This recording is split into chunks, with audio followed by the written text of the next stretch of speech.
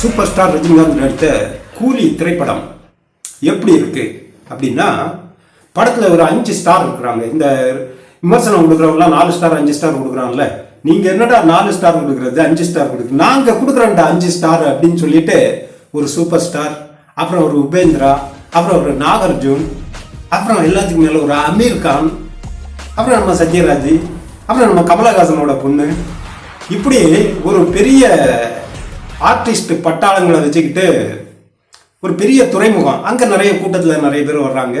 அதில் இதயத்தெல்லாம் வெட்டி வெளிநாட்டு கடத்துறாங்க. அந்த கடத்தல் கும்பலோட தலைவன் தான் நாகார்ஜுன். இந்த நாகார்ஜுனோட அப்பாவை கொன்னதே தேவா தான். இந்த தேவா வெளிநாட்டில் இருந்தார். வெளிநாட்டில் இருந்துட்டு அப்படி பல வேலைகள்லாம் பார்த்துட்டு இப்போ அமைதியாக ஒரு மேன்சனில் உட்காந்துருக்கிறாரு. அப்புறம் இந்த பொண்ணுங்களுக்கு ஒரு பிரச்சனை வந்தது.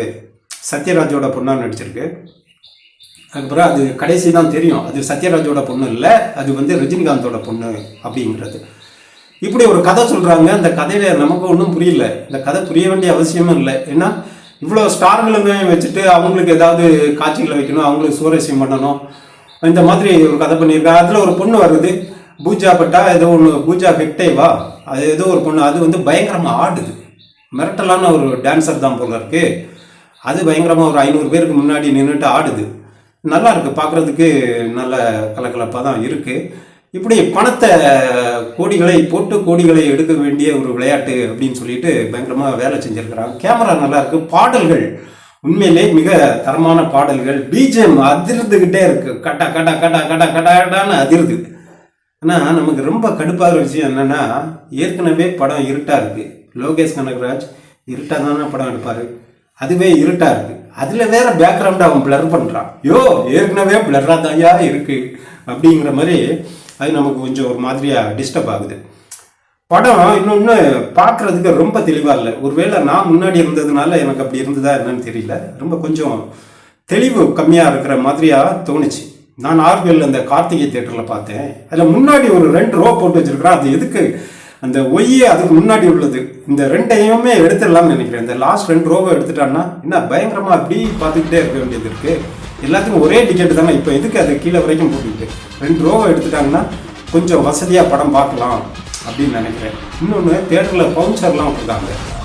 யாராவது ஆடுனா, யாராவது டிஸ்டர்ப் பண்ணா அவங்களெல்லாம் பஞ்சு பண்ணி தூக்கிட்டு போய் வெளியில் போட்டுருவேண்டா அப்படின்னு சொல்கிற மாதிரி நேர புரோட்டீன் பாடிகளெல்லாம் விட்டுருக்குறாங்க. அதெல்லாம் எதுக்குன்னு தெரியல. அவங்களாம் அங்கங்கே முழிச்சிட்டு இருந்தானுங்க, அப்புறம் வெளில போயிட்டாங்க.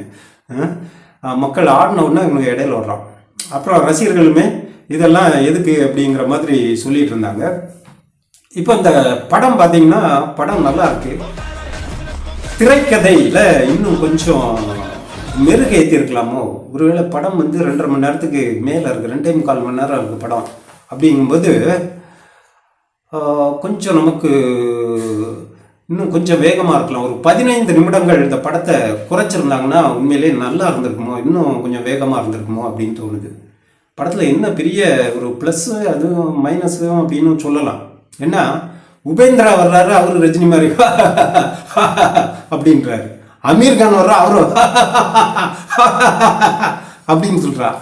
அதுக்கு பிறகு சத்யராஜ் வர்றாரு, அவரும் அப்படின்னு சொல்றாங்க. நாகார்ஜுன் மேல எப்ப பார்த்தாலும் அப்படின்னு தான் வர்றாங்க. இது என்னடா, யாருடா ரஜினின்னு நமக்கு ஒன்றும் தெரியல. ஏன்னா ரஜினியோட ட்ரேட்மார்க் சிரிப்பை எல்லாருமே சிரிக்க வச்சுட்டாங்க. ரஜினி படத்துல நடிகதாயா உங்களை விட்டுருக்காங்க, நீங்க எல்லாம் ரஜினி இல்லை, ஏன் அதே மாதிரி சிரிக்கிறீங்க அப்படின்னு லோகேஷ் கனகராஜ் அவங்கள்ட்ட சொல்லல போல இருக்கு. ஆளாளுக்கு ரஜினி மாதிரி சிரிக்கிறாங்க. இந்த உபேந்திரா வேற சண்டை போடும்போது ரஜினி மாதிரியே சண்டை போடுறாரு. எப்படி என்ன பண்ணுறது, வேற ஒரு பெரிய ஒரு வயதான ஹீரோவை வச்சுக்கிட்டு மற்றவங்களையும் வச்சு மேனேஜ் பண்ணணும் அப்படிங்கிறதுக்காக வேற ஒரு ஸ்டார் காஸ்டைம் போட்டு அப்படி எடுத்து ஒரு 500 கோடி 200 கோடியில் படத்தை பண்ணி இந்த படம் நிச்சயமாக 1000 கோடி ரூபாவை கலெக்ட் பண்ணிடும். அவ்வளோ தரமான படம், கண்களுக்கு ஒரு விருந்தாகக்கூடிய ஒரு படமாக தான் இருக்குது. ஆனால் கதை தான் நமக்கு புரியல. கதை கிடக்குது கர்மா, அது நமக்கு எதுக்குங்க அப்படின்னு சொல்லிட்டு பார்த்தோன்னா படம் நல்ல படம் தான். கண்டிப்பாக எல்லாருமே இந்த படத்தை ஒரு தடவை பார்க்கலாம். நிச்சயமாக நீங்களும் இந்த படத்தை பார்த்து எப்படி இருந்தது, இந்த படத்தை பார்த்தவங்க உங்களுக்கு இந்த படம் பிடிச்சிருக்கா, இந்த படத்துக்கு நீங்கள் 100க்கு எத்தனை மார்க் கொடுப்பீங்க அப்படின்னு போடுங்க. நான் இந்த படத்துக்கு கொடுத்தேன்னா 90 மார்க்கு கொடுக்க மாட்டேன், 60 மார்க்கு கொடுக்கலாம். என்ன ஸ்டார் இவ்வளோ ஸ்டாரை போட்டிருக்காங்கல்ல, அந்த ஸ்டார் இவ்வளோ ஸ்டார் காஸ்ட் போட்டதுக்காக அவங்களுக்கு வந்து ஒரு 90 மார்க் கொடுக்கலாம். அதுக்கு பிறகு இந்த ஒரு பொண்ணை ஆட வச்சிருக்கிறாங்க, அந்த பொண்ணை ஆட வச்சதுக்காக அதுக்கு ஒரு 90 மார்க் கொடுக்கலாம். ஏன்னா நல்லா இருக்கு. ஆனால் அந்த மாரி செல்வராஜ் ஒரு விஷயம் சொன்னார், என்ன ஒரு ஆணும் பெண்ணும் ஆடுனா காதல், ஆண்களும் பெண்களும் கூட்டமாக ஆடினா கொண்டாட்டம். 500 ஆண்கள் முன்னாடி ஒரு பெண் அரைகுட உடையோட ஆடுறான்னா அது என்னன்னு என்னால் புரிஞ்சிக்க முடியல அப்படின்னு சொல்கிறாருல்ல. அந்த மாதிரி நாம் யோசிச்சோம்னா அந்த பாட்டை நாம் பார்க்க முடியாது.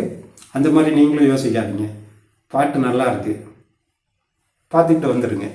அப்போது இந்த படம் வந்து மிக சிறந்த ஒரு படம். இந்த படம் வந்து கண்டிப்பாக எல்லாருமே பார்க்க வேண்டிய ஒரு படம். கண்டிப்பாக சூப்பர் ஸ்டார் ரசிகர்கள் பார்க்க வேண்டிய படம். ஆனால் சில பேர் சொல்லியிருந்தாங்க என்னென்னா, இது வந்து 100 பாஷாவுக்கு சமம். ஏண்டா இப்படி கொள்றீங்க. இந்த படத்தில் எனக்கு ஒரு டைலாக் கடைசியில் என்னென்னா வந்தது. கடைசியில் அந்த பொண்ணு கிளைமேக்ஸில் கேட்குது, யார்கிட்ட, ரஜினிகிட்ட கேட்குது. சரியாக கேட்குது, சரியா இல்லை, அந்த ஸ்ருதிஹாசன் ரஜினி சார்கிட்ட கேட்குது, நான் உங்களை அங்கள்னு கூப்பிடலாமா அப்படின்னு. ஒன்று அவர் அப்படி சிரிச்சுக்கிட்டு கூப்பிடு அப்படின்றாரு. நான் அந்த இடத்துல யோசித்தேன், அங்கிள்னு என்ன, அப்பான்னே கூப்பிடு, நண்பனோட பொண்ணு நானும் அப்பா தானே அப்படின்னு சொல்லிட்டு போயிருந்தா நல்லா இருந்திருக்கோ அப்படின்னு நான் நினச்சேன். ஏட்டா அது உண்மையிலே கதைப்படியே அது அவரோட பொண்ணு தான் அப்படின்னு சொல்கிறாங்க. அந்த பொண்ணுக்கும் சந்தேகம் வந்துடுச்சு, இவர் தான் நம்மளோட அப்பாவாக இருக்கணுமோ அப்படின்னு அந்த பொண்ணுக்கும் தோணும். இப்போ இவருமே கூடகமாக அப்பானே கூப்பிடு அப்படின்னு சொல்லிட்டு இருந்தால் இன்னும் நல்லா இருந்திருக்கணும் அப்படின்னு நான் நினச்சேன். அந்த படத்தை பார்த்தவங்க உங்களோட கருத்தை சொல்லுங்கள். நல்லது நண்பர்களை வாழ்ந்து வளங்க. நன்றி.